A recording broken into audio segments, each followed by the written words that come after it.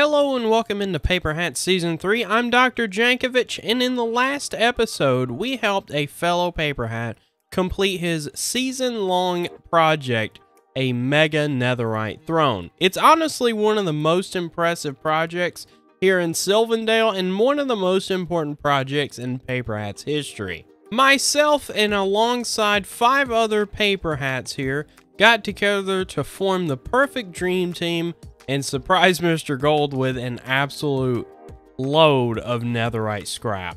Huge congratulations to Mr. Gold for completing that throne. Well, now you're probably wondering, hey Dr. J, what are you working on in this episode? I'm really glad you asked. You see, we are building one last project. That is right, one last project. Some of you may have picked up on it from the title and thumbnail of this video, but this is the last episode we're going to be making from Paperhats Season 3. There's a couple of things I need to clean up, and there's one special thing I want to leave for you guys. It really is true what they say, all good things really must come to an end. And Paperhats Season 3, we have done so much so far, and honestly way more than I thought I could accomplish this season, so I'm very, very happy. I'm satisfied. And I'm ready for Season 4. I'm ready for 1.20. Although, before we get too sad, I do want to actually do a proper base tour. We've been moving so fast throughout the season. I think you guys deserve a walkthrough of the base and maybe some replay mods, cinematic footage. We'll have some fun with it, of course. In one little side note here, I'm going to try to review everything in chronological order, so you can sort of get a feel for what I built first and how my base progressed throughout the season. Now, this season did last about 1.5 years, and I can definitely tell, I hope you can too, but you'll be able to tell how my skills have improved, especially with texturing and shaping things, so just be on the lookout for that. However, I've been rambling on way too long. Let's go ahead and start the tour.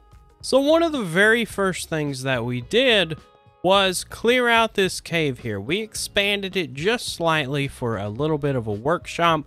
This was our command central where we could sort of have a home base. We had some chests piled up here for a long time, and eventually it turned into a semi-organized barrel storage. Of course, it looks a little bit different these days. We also had our little workstation here where we were supposed to have a to-do list. However, we never quite used that to-do list. Opposite of the to-do list that was unused, we have the little axolotl cove. Now, I believe this build came in a little bit later in the season, but since it's over here in Command Central or the workshop, I wanted to go ahead and include it so this tour isn't too crazy. Although I can't remember exactly when, we did install this staircase shortly after that took us up to our next project. The next thing I remember building is this road here. It's a road that spans across the entire mountain, and I had different intentions of this, of course, at the beginning, but it turned out to be a really cool look for the base in my opinion.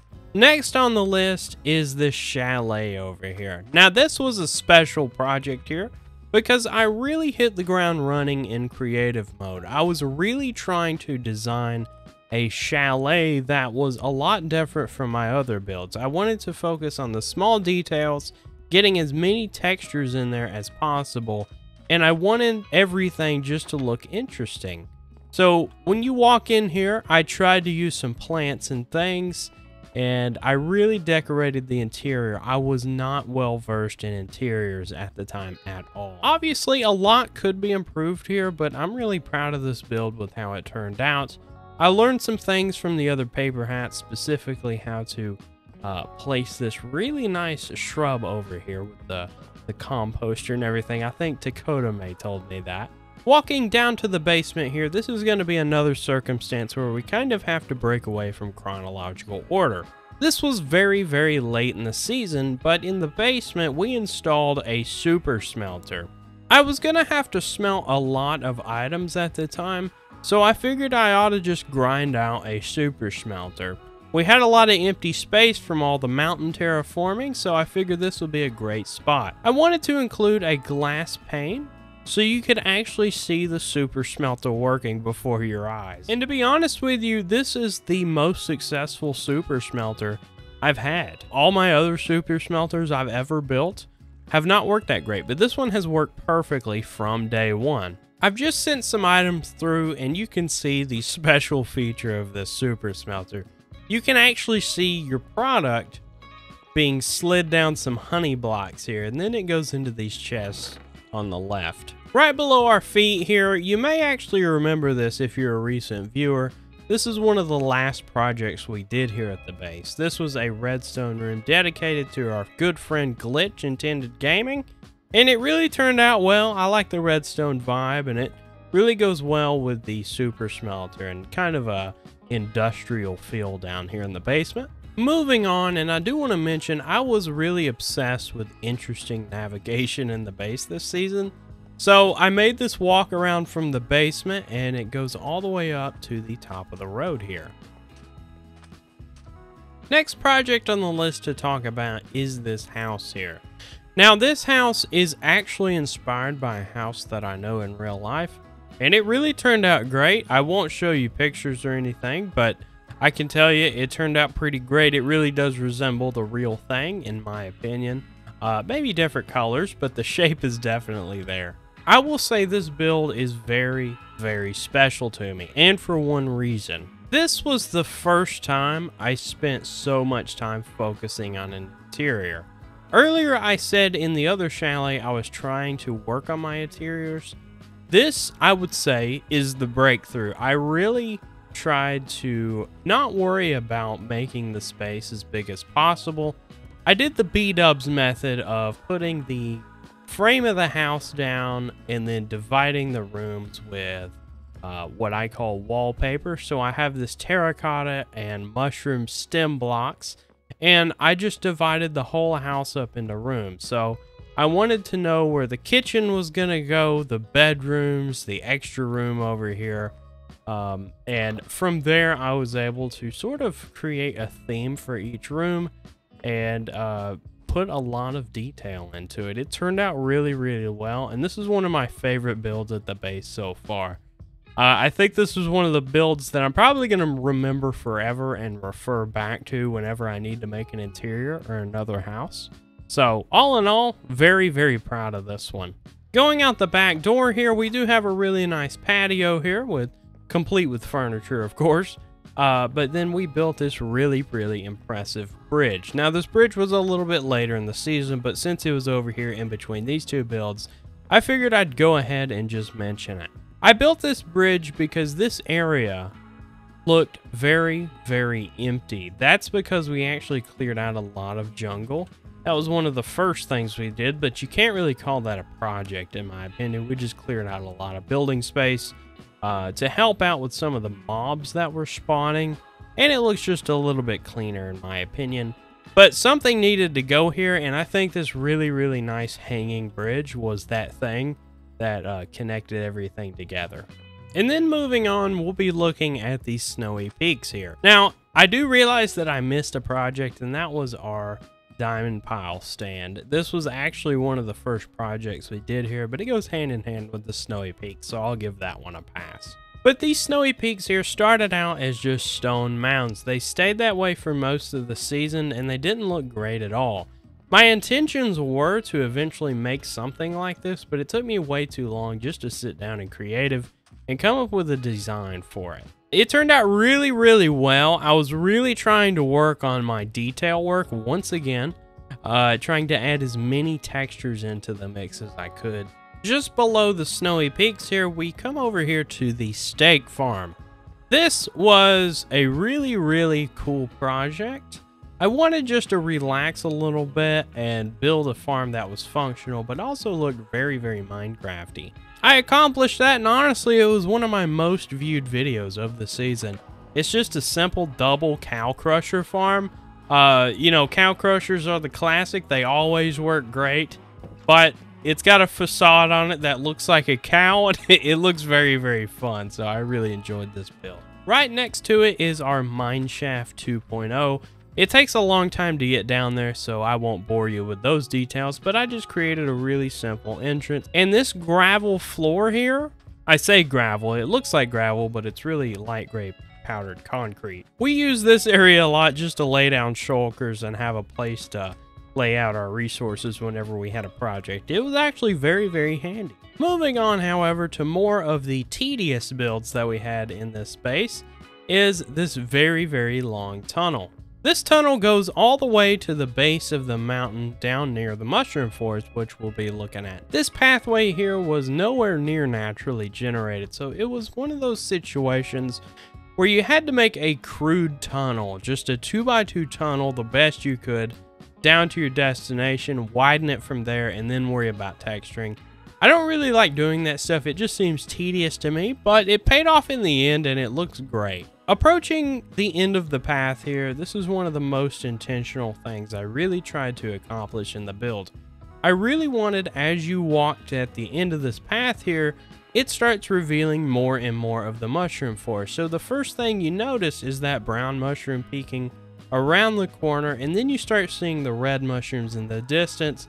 And then once you get into the mushroom forest, you can just see all the mushrooms in the distance and all the details just start coming. Eventually you can see our magical purple river here with the speckles in it, and the bridge that takes you across over towards Kelsey's Cathedral over there. Honestly, this is probably what I'm most proud of in the season if I had to choose one. This took a lot of time just to learn how to put together a forest because I had never done that before. Building organic shapes, it really taught me a lot of how to make these giant mushrooms look good.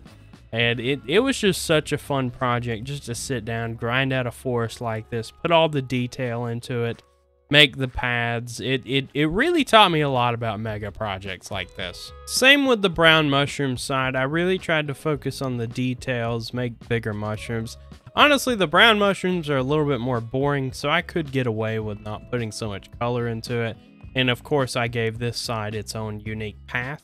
Coming right back out of the brown mushroom forest, we're going up to the project to where I was starting to think about the end of season 3 and how I wanted to end up the season. Honestly, one of the other paper hats had roasted my storage system up there, the barrel system. Honestly, I've got to agree with him, that storage system was not that great.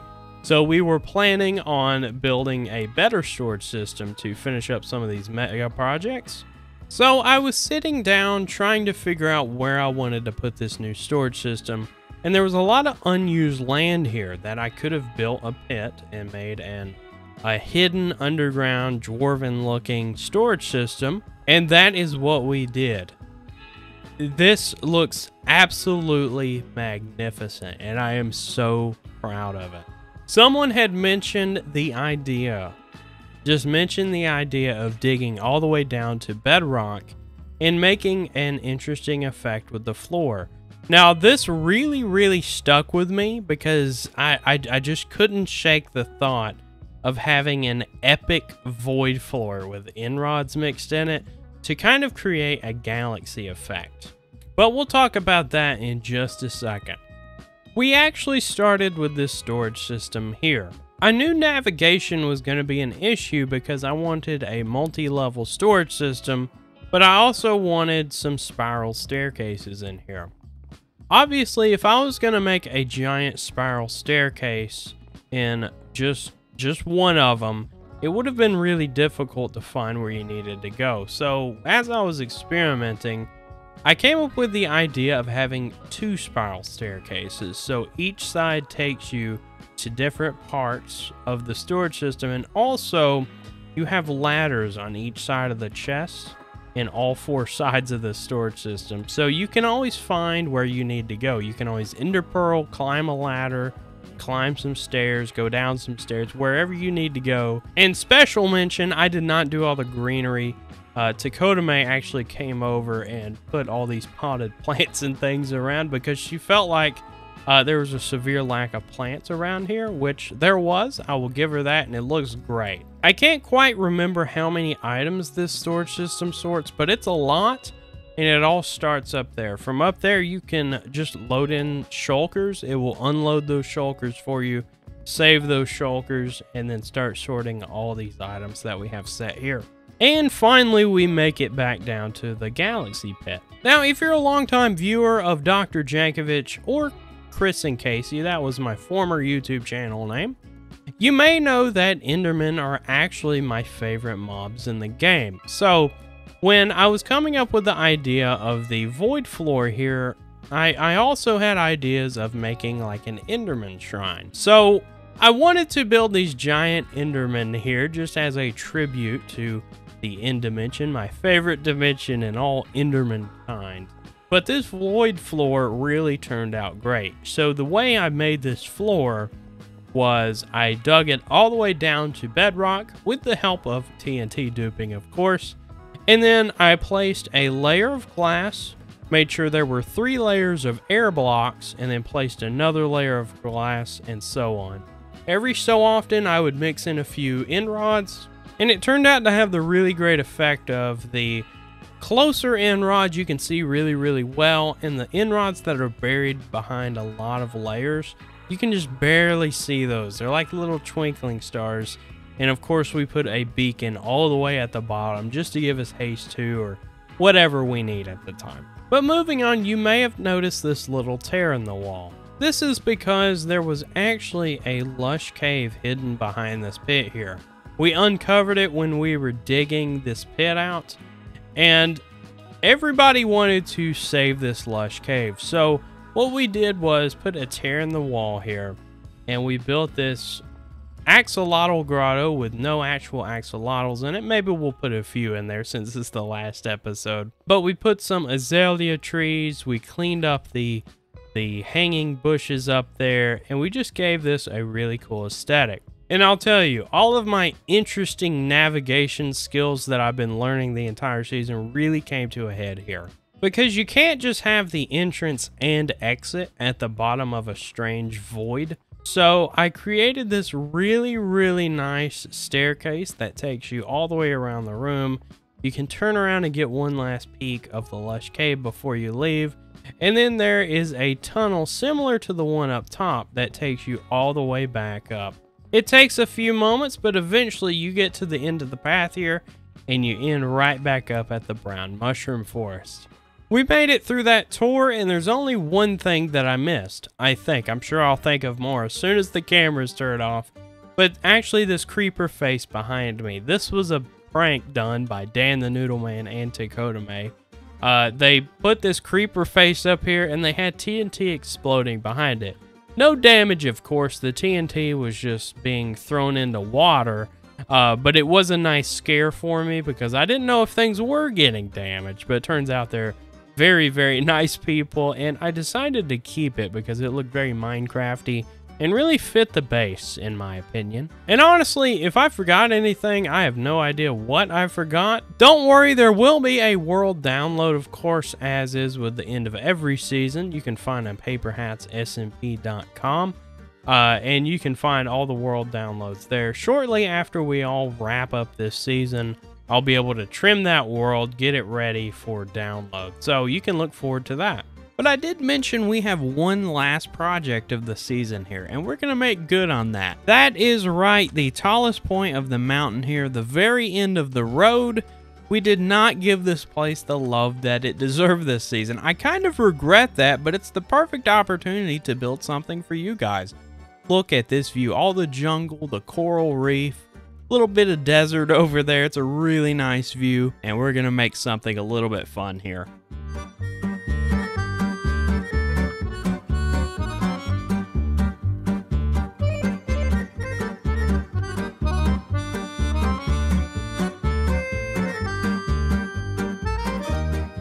And just like that, we're completely done with the very last project of Paperhats Season 3.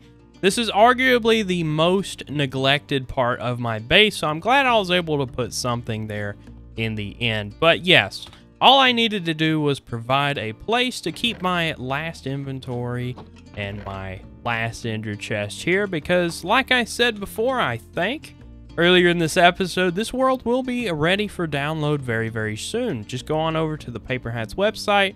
That's paperhatssmp.com. And click the button for world downloads, and you can actually explore all of our creations. But while the build is complete, there is one more loose end to tie up. This lectern right here. I wanted to leave everybody a very special note in this world, and I was going to read it on this video here, but you know what? I thought it would be more interesting if I saved it for the world download. So if you want to know what this book says, be sure to download the world, Paperhats Season 3, Sylvandale, and fly over to the coordinates -366 by 751, and you'll be able to read this book for yourself and see what it says. All in all, I really can't thank you guys enough for all the support throughout Paperhats Season 3. It truly has been the best season of Paperhats so far. We have so many really cool content creators on the server now.